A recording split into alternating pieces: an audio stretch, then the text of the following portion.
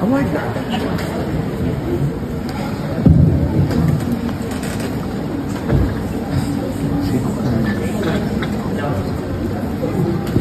In my dreams.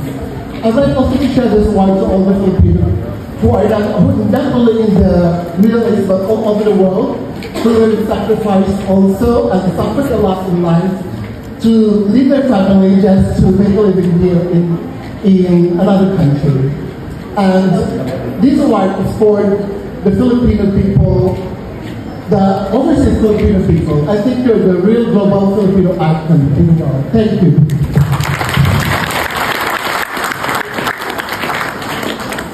Excellence in Media and Pageantry Award, we honor Miss Cory Quirino for exceptional. Congratulations.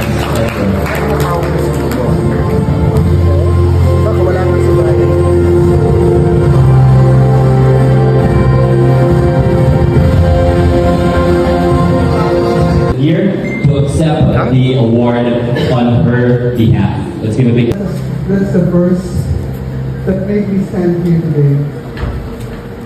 As a tour has been here for almost 20 years. We're celebrating our 20th anniversary.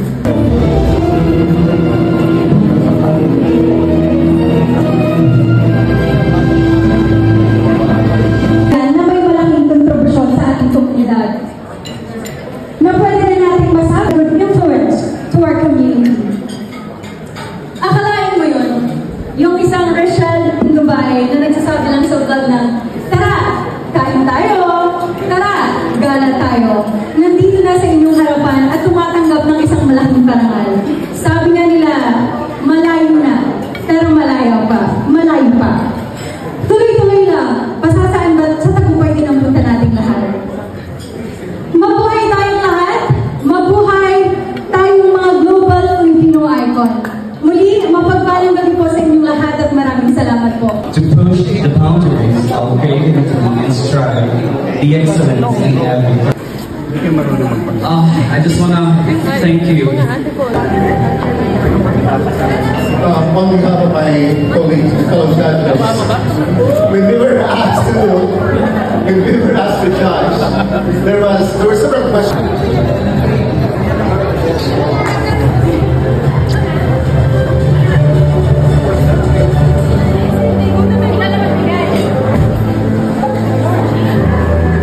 Bakit? Hindi ka na.